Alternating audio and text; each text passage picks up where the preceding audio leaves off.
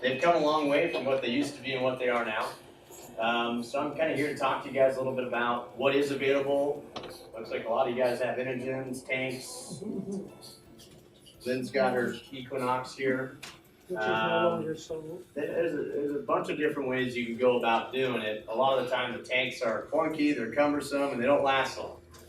So a lot of people like getting something smaller and portable, battery driven. You can plug into your house, your car, go on airplanes with them, and they operate on battery. So a lot more convenient from where times have been and where they're going. So it's actually a cool little deal to see what's available for you. So I'm going to kind of dive into this stuff. I'll kind of give you, there's two different forms of oxygen delivery, pulsing, continuous, and different size machines as you can see here. So it's really based off of everybody's flow rate and setting and what you're currently using now as to what is available for you and what you might want to look into and ask questions about. So we'll start kind of with this guy right here. A lot of you guys, I'm assuming, probably have a stationary machine for nighttime for the continuous flow factor. This unit is more of a universal unit. This does a pulse delivery for during the day. Every time you breathe, it puffs in your nose.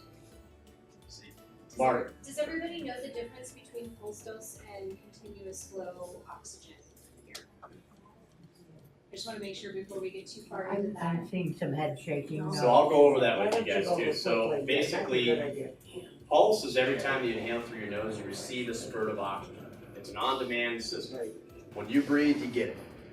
Continuous flow is a constant feed. Every home unit that you guys have is always continuous flow. So whether you're breathing through your nose or your mouth, regardless, you're still receiving the oxygen. So that's why you're on a constant flow at nighttime, because a lot of people don't breathe through their nose while they sleep. They breathe through their mouth. Hence why you need continuous flow or you won't be getting any oxygen. So this unit here is more of a universal machine because it does pulse for during the day and then continuous flow at nighttime. So it does both. It is in the 10-pound weight range, so a lot of people don't like to carry 10 pounds, but good news is it has a cart where you can wheel it. So that's an available option that comes with the machine. More universal unit for daytime and nighttime usage. And is accepted on airlines. Every portable unit that we deal with, thank you, Lynn, is FAA approved. So you can go on any aircraft you'd like with them. The airline stipulations typically 150% on battery versus flight time. So if your flight's 4 hours, you need 6 hours on battery. Usually add 2 hours additional to whatever your flight time is to accommodate the airlines. And you can get additional batteries, and it just depends on what setting you need oxygen at as to how long the batteries will last you per trip. Can you bring more than one battery on a plane? You betcha. Yep.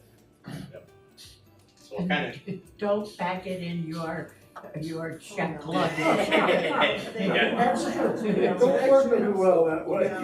physically carry the batteries with you because more than likely 9 times out of 10 you're gonna have to swap out that battery mid-flight. So you're gonna want them with you for sure. What settings for amounts of oxygen out of the room? This guy right here does a 6 on a pulse and a 2 continuous. So it does both, right in that 10-pound weight range.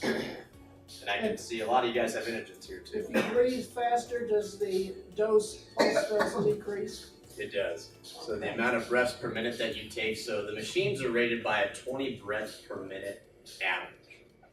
If you're out running or walking a marathon, you're going to take more breaths a minute than the average bear. Which means the machine will still deliver you the oxygen, but it's more separated over that period of time. So you take 30 breaths a minute. It's not going to be as strong of a burst on a 30 breath per minute rate than a 20 breath per minute rate. But a lot of people are usually under the 20 breath per minute rate. Unless you're exerting yourself, then it's a different conversation. Does the refurbished units last as long as the new ones? Well, they do have warranty of 1 to 2 years on the refurbished devices. The new machines have about a 3-year warranty, parts and labor. I would tell you that the machines that I've seen over years of doing this for will typically last you about 5 to 7 years. The nice thing is we're also a repair facility as well. So we're located in Centennial, Colorado. It's not too far of a drive from here for you guys.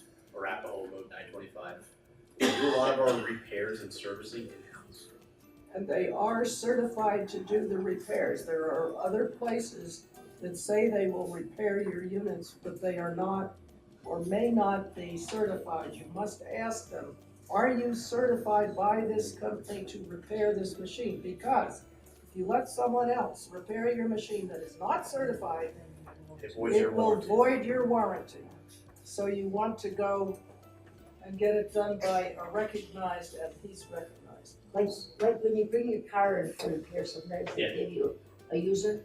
Yep. Do you have something to replace the one that's gonna be replaced? Yeah, so that's a great point you brought up. So we're an authorized repair facility by all the manufacturers, not just one, all of them. So that's kind of why we have the brand recognition of the name that we do in the industry.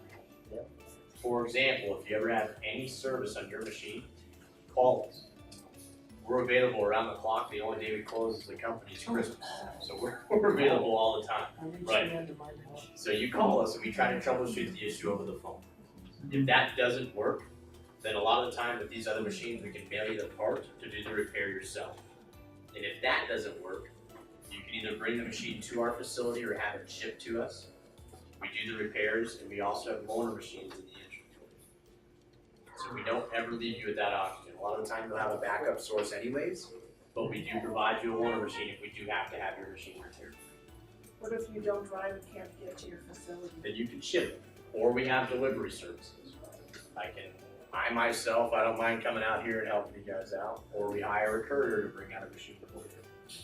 And that's if you need it swapped out, need it serviced, or what have you. You call still, we make those arrangements and we figure out what the best plan of action is. Yes, which one? Battery operated only? No, they plug into your house, they plug into your cigarette lighter in your car. Believe it or not, cars still have cigarette lighters Except for nowadays. that one. And they operate on battery. Which one? The end one. Yeah, that one over there is a larger home unit, we'll get to that, but they all function on house, car, and battery, minus the one on the far end. Yes. When I bought this thing, Energen was doing lifetime guarantee So we offer that as well. on the Energen. Yes, we do. Okay. It is a So- jump in price, you do pay for that lifetime warranty factor. It depends on what you want, what you wanna spend, and what you're looking for. Because the price point dictates the warranty, new, used, and what kind of, if you want lifetime or not. You usually wanna run about 10 to 15 hours a month on the machine. Think of it this way, if you take a car and you plug it into a storage unit, you don't touch it, you're gonna run into some problems by the time you get to it, so. Same with the portables, there are moving parts internally that have to be used at least 10 to 15 hours a month, I would tell you. Just to kind of keep everything up to par and moving on these. But if you're only gonna travel once a year, you're better off renting. That Why, is if true. you're not gonna take care of it, use it. We offer rentals as well. We rent it by the week. We can do 2-week rental, 3-week rental. We prorate the days if you only need it for 10 days versus the full 7 days or full 14 days. We have options like that available as well. This unit offers a 4-hour to an 8-hour battery capacity if you're on the setting of 2, and it does go up to a setting of 5. Now, pulse and continuous are rated by different measurements. Pulse is rated by milliliters per minute, which is basically 1,050 milliliters is what this one is. Continuous flow is liters per minute. 1,000 milliliters equals 1 liter. So the delivery of these machines are slightly different than what a continuous flow machine does offer. So if you haven't used a pulse, you can always come down to the office and try a pulse and see if it actually does work for you. It maintains your oxygen saturation above 90 on your pulse ox. That's where you want to be at all times. Do they all adjust automatically, like the night and everything? Well, so they are adjustable by pressing the increase or decrease button. We can adjust the flow rate. But if you started on a 2 setting and you find that, hey, I'm not keeping above 90, then you adjust the machine up to give you more oxygen. But it doesn't get automatically. It doesn't automatically just change the setting. You have to physically. You go up as high as you want, do check with your doctor. I'm only a professional patient. And an oxygen user. And an oxygen user for 16 plus years. And I've tested all these things, so use it. So does this big thing replace the huge thing that I have in my apartment? It can. Yeah. So that particular, this machine right here on the far end is actually a small stationary concentrator is what they classify it as. It does a 5 continuous flow rate, which is exactly a standard home unit. It does offer about a 20,000 hour compressor to the machine. Same life expectancy as the 31 to 60 pound monster you probably have in your house now or your room now. What's the purity level? 90 to 95%. Anything above 87% is classified as medical grade. So these machines all function within the 90 to 95% range of oxygen purity. The room air we breathe, 21, 23%. So a fraction of what these rooms. So the smaller guy is a little Inogen G4.